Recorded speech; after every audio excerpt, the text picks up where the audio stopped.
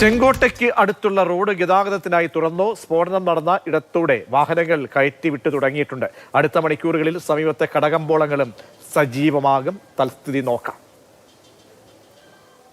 സ്ഫോടനം നടന്ന 5ാമത്തെ ദിവസമാണ് നേതാജി സുഭാഷ് മാർഗ് വീണ്ടും ഗതാഗതത്തിന് വേണ്ടി തുറന്നു കൊടുത്തിരിക്കുന്നത്. അതായത് ഈ അന്വേഷണ സംഘത്തിന്റെ സ്ഫോടന സ്ഥലത്തെ പരിശോധനയെല്ലാം പൂർത്തിയായിരിക്കുന്നു. ആവശ്യമായിട്ടുള്ള തെളിവുകളെല്ലാം ശേഖരിച്ചു കഴിഞ്ഞിരിക്കുന്നു. ഇപ്പോൾ വാഹനങ്ങൾ കടത്തിവിട്ടു തുടങ്ങി.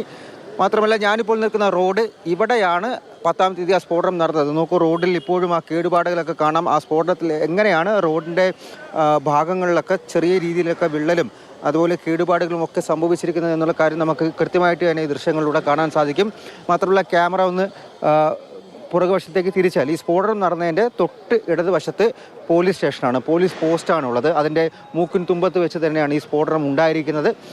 ഇവിടെ നിന്നും ഏകദേശം ഒരു 250 മീറ്റർ മുന്നിലേക്ക് പോയി കഴിഞ്ഞാൽ റെഡ് ഫോർട്ടാണ്. ഒരുപാട് ആളുകൾ ഇപ്പോൾ ഇത് തുറന്നു കൊടുത്തതിന് ശേഷം അവിടേക്ക് വരുന്നുണ്ട്. മാത്രമല്ല, ഈ സ്ഫോടനം നടന്ന സ്ഥലം കാണാനായിട്ടും ഇപ്പോൾ ഒരുപാട് ആളുകൾ ഈ ചിത്രം പകർത്താനൊക്കെ വേണ്ടി എത്തുന്നുണ്ട്. ഇവിടുന്ന് തൊട്ടടുത്ത് തന്നെയാണ്, ഞാൻ കൈ കാണിക്കുന്ന ഇടത്താണ് നമ്മുടെ ചാന്ദിനി ചൗക്ക് മാർക്കറ്റ് ഉള്ളത്. ഏഷ്യയിലെ തന്നെ ഏറ്റവും വലിയ കച്ചവട കമ്പോള കേന്ദ്രമാണ്. കുറച്ച് ദിവസം ഇത് അടഞ്ഞു കിടക്കുകയാണ്. ഇനി പയ്യെ അടുത്ത ദിവസങ്ങളിൽ ഈ കച്ചവട കേന്ദ്രം കൂടി സജീവമാവും. അങ്ങനെ വീണ്ടും നമ്മുടെ ഈ ചാന്ദിനി ചൗക്ക് ഭാഗവും ഈ റെഡ് ഫോർട്ട് ഭാഗവും എല്ലാം തന്നെ പഴയ പ്രതാപത്തിലേക്ക് തിരിച്ചു വരും. സാധാരണഗതിയിൽ അങ്ങനെ തന്നെയാണ്.